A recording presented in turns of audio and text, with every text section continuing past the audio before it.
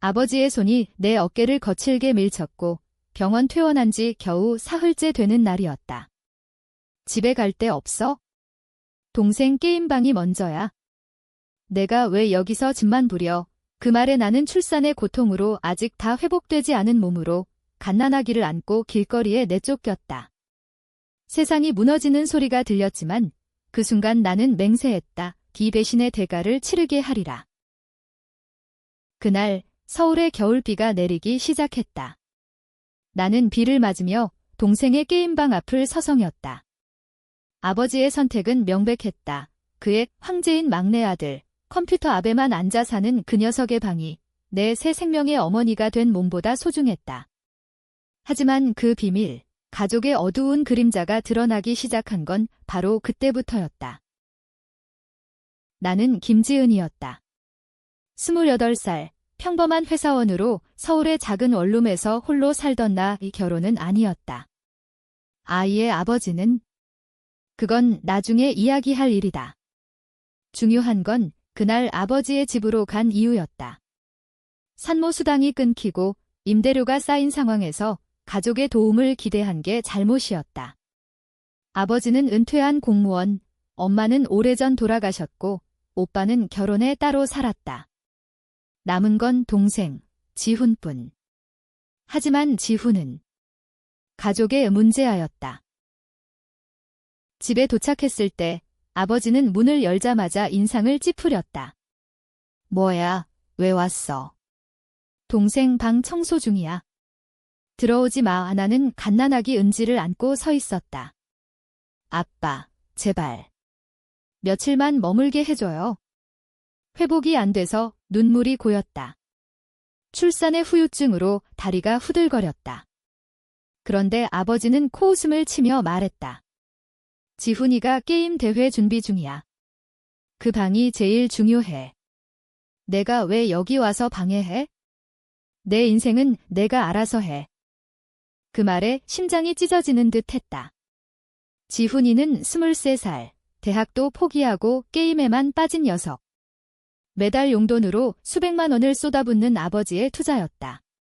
나는 어렸을 때부터 착한 딸로 살아왔지만 결혼도 직업도 안정적이지 않으니 버려진 존재. 아빠, 은지가. 우리 은지가 목이 메어 말이 나오지 않았다. 아버지는 문을 쾅 닫았다. 비가 쏟아지기 시작했다. 길거리에 내쫓긴 나는 가까운 공원 벤치에 앉아 울었다. 은지는 울음을 터뜨렸다. 젖을 물리려 해도 손이 떨렸다. 그때 핸드폰이 울렸다. 지훈이었다. 언니, 왜 집에 왔어? 내 게임방 더럽혔어? 빨리 나가. 목소리에 짜증이 가득했다. 나는 대답 대신 끊었다. 분노가 치밀었다. 이 가족, 이 배신. 왜 나만 이렇게? 그날 밤 나는 모텔에 들어갔다. 싼 곳, 하루 3만 원 은지를 재우고 인터넷을 켰다. 산후 우울증, 가족 갈등, 그런 키워드로 검색하다가 우연히 아버지의 과거를 알게 됐다. 오래된 기사, 공무원 뇌물수수 사건, 은폐된 진실, 아버지의 이름이 나왔다. 20년 전 부패 스캔들.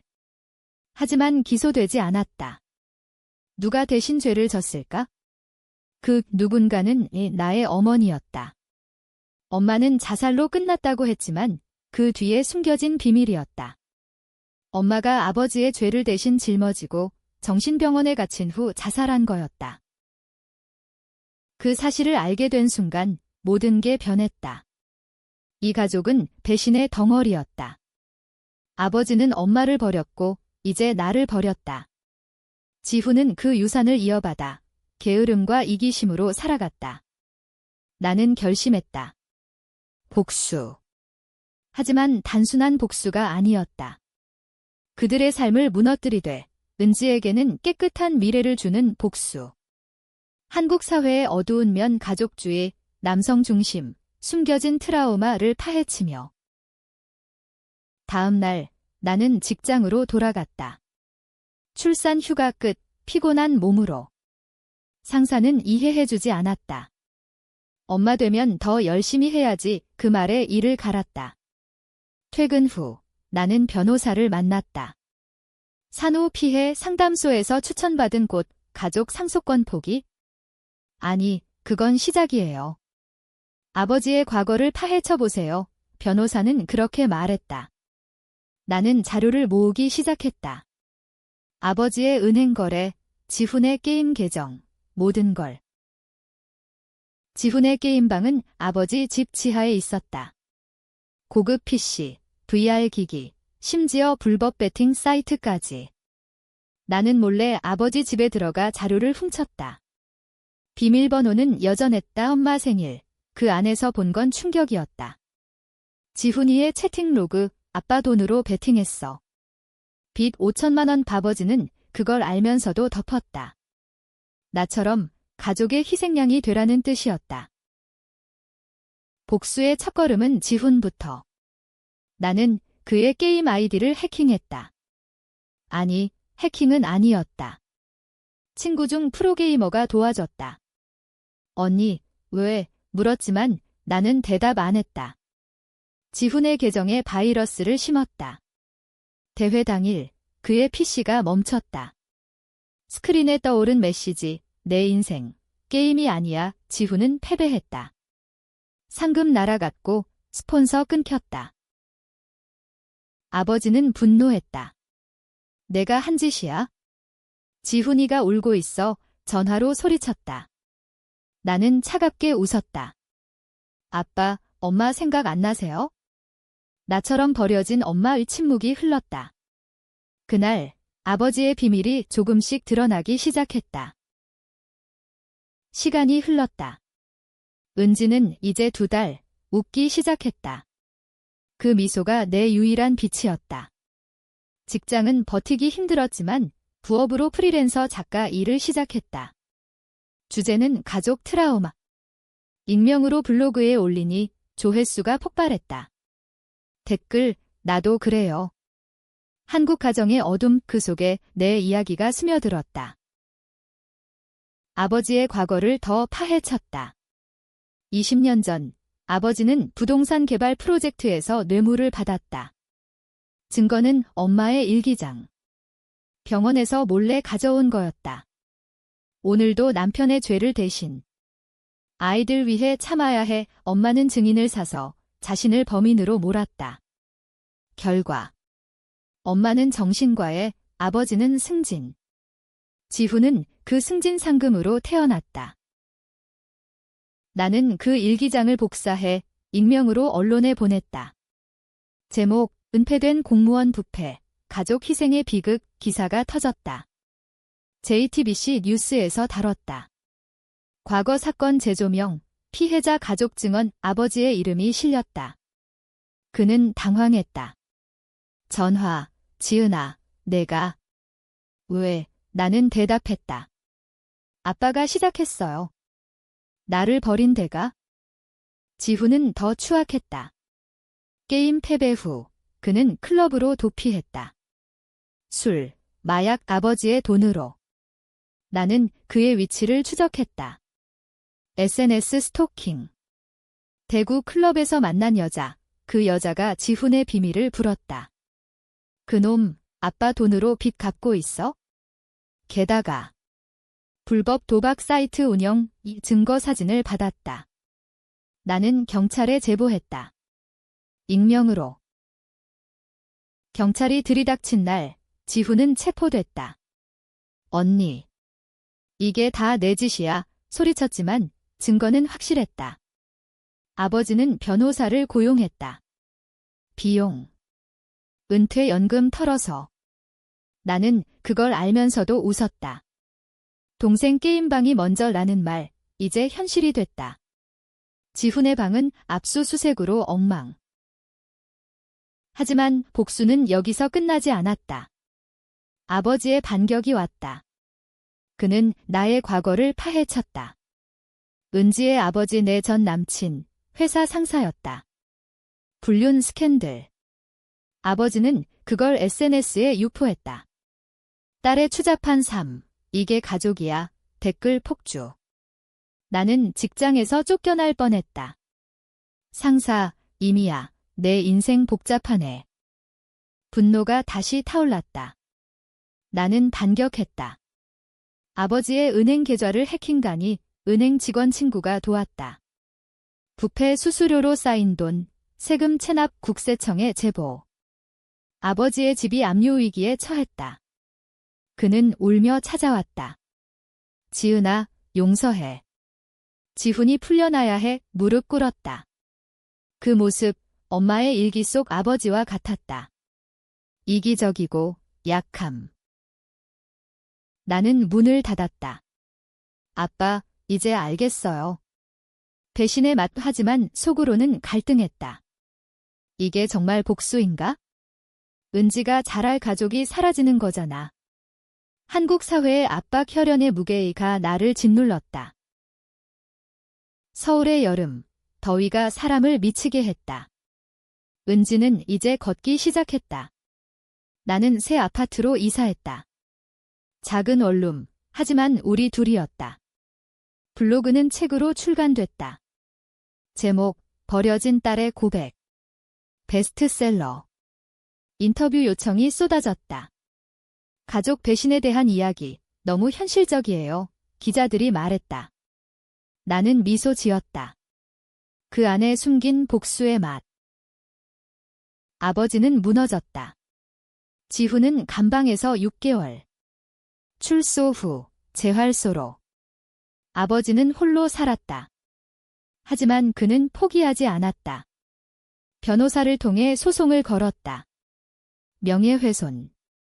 딸의 허위 증언 법정에서 만났다. 아버지의 눈, 피곤하고 초췌했다. 지은아, 왜 나를 파괴해? 나는 내 아빠야, 변호사가 말했다. 나는 증언대에 섰다. 아빠는 엄마를 죽였어요. 나를 버렸고. 법정은 소란스러웠다. 증인, 엄마의 옛 친구. 그 사건, 부인은 대신 죄 졌어요. 자살 직전, 편지 남겼죠. 편지 내용, 아이들 위해, 용서해. 배심원들은 속삭였다. 가족이란 게 누구도 완벽히 옳지 않았다. 아버지는 울었다. 미안해, 지은아. 지훈이를 너무 사랑했어. 내가 강하니까 그 말에 가슴이 아팠다. 나도 강하지 않았다. 출산 후 우울증으로 약을 먹었다. 은지를 볼 때마다 엄마의 그림자가 드리웠다. 소송은 내가 이겼다. 하지만 승리감은 없었다. 언론이 더 파고들었다. 딸의 복수, 아버지의 후회 누가 피해자, 온라인에서 논쟁. 페미니즘 vs 가족주의. 나는 장녀가 됐다. 위험 메일, 내 딸도 버려질 거야의 두려웠다. 복수가 나를 삼키고 있었다. 그때 티스트가 왔다. 지훈의 편지. 감방에서 언니, 미안해. 아빠가 나한테 엄마 이야기했어? 내가 태어날 때 엄마가 자살 시도했대. 아빠 죄 때문이야. 나 때문에 지훈도 희생양이었다. 아버지의 죄가 세대를 갉아먹었다. 나는 지훈을 만났다. 재활소에서. 언니, 나도 복수할래. 아빠한테 그의 눈에 불꽃. 동맹. 아니, 더 깊은 배신의 시작. 우리는 계획했다. 아버지의 최후 타격. 그의 유산 부패로 쌓은 재산. 우리는 증거를 모아 특검에 제보했다. 아버지는 체포됐다. TV 뉴스, 은퇴 공무원, 과거 뇌물 재수사 후 그는 감방으로. 지은아, 지훈아. 왜, 마지막 말. 가을 바람이 서울을 스쳤다. 은지는 이제 말문이 트였다. 엄마, 할아버지, 물었다. 나는 대답 대신 안아줬다. 우리만 있으면 돼. 하지만 마음속은 복잡했다. 아버지의 체포 후 집은 비었다. 지훈은 나와 살았다. 재활 끝나고 그는 변했다. 게임 대신 상담사 공부. 언니 덕분이야. 이제 나도 강해질게. 하지만 복수의 그림자는 길었다. 언론이 우리를 파괴자 가족이라 불렀다. 책 판매는 정점, 하지만 고립됐다. 친구들 사라지고 직장은 이미지 탓에 해고. 나는 프리랜서로 버텼다. 강연, 가족의 독, 어떻게 끊을까? 청중은 박수 쳤지만 속으로는 너도 독이야 라는 목소리. 아버지의 재판날 우리는 갔다. 그는 나이 들어 보였다. 지은아, 지훈아. 용서 안 구할게. 하지만 엄마 편지 읽어봤어? 내 엄마가 원한 건 화합이야. 판사, 유죄, 징역 5년. 아버지는 고개 숙였다. 출소 후 빈집. 우리는 그 집을 팔아 은지 교육비로 썼다. 지훈과 나는 갈등했다. 언니, 이게 끝이야. 아빠 원망하지만 피는 피잖아. 그는 말했다. 나는 동의 안 했다. 피. 그 피가 우리를 망쳤어. 하지만 밤에 꿈에서 엄마가 나왔다. 지은아, 놓아줘. 깨울 때마다 눈물. 최고조는 크리스마스 이브. 아버지 출소. 그는 우리 집으로 왔다. 손잡아도 돼. 은지가 웃었다. 할아버지, 그 순간 모든 게 무너졌다. 복수. 사랑. 경계가 모호해졌다. 우리는 식사했다. 침묵 속에. 아버지, 미안해. 지훈 게임방. 그건 내 약함이었어. 너희 엄마처럼 강한 내가 필요했어? 논쟁이 시작됐다. 아빠, 왜 엄마를? 내가 약해서. 하지만 너희는 달라의 지훈, 저도 미안해요. 나는? 침묵. 그날 우리는 화합했다. 하지만 속으로는 티스트.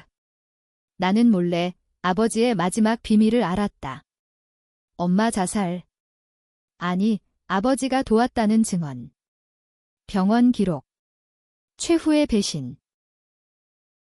겨울이 깊어졌다. 새해가 왔다. 우리는 새 출발이라 불렀다. 아버지는 작은 방에서 살았다. 지훈은 상담소 일 시작. 나는 책 2번째 집필. 제목, 배신의 유산. 하지만 그 안에는 숨긴 진실. 아버지의 도움선마 자살 유도. 독약. 아니, 정신적 압박. 증언자, 병원 간호사. 남편이 왔어요. 그녀가 약해라고. 나는 그걸 폭로할까 고민했다. 복수의 끝. 아니, 새로운 시작. 법정 다시? 아니. 나는 선택했다. 용서. 아니, 공존. 왜? 은지 때문이다. 엄마, 가족 좋아해. 그녀의 말에 나는 포기했다. 하지만 트위스트, 폭로 안 했지만 아버지에게 속삭였다. 알아. 엄마 일, 그의 얼굴 창백. 미안. 그 후 그는 자살 시도. 병원에서 깨어났다. 지은아, 끝내줘. 나는 끝냈다. 아니, 시작했다. 가족 상담. 3명, 매주. 우리, 고치자. 한국의 한 그 슬픔 속에서. 결말. 비극. 아니, 모호. 독자 여러분, 누가 오를까? 아버지의 약함. 내 복수. 지훈의 변화. 논쟁하세요. 나는 은지 손잡고 서울거리 걸었다. 비가 오든 눈이 오든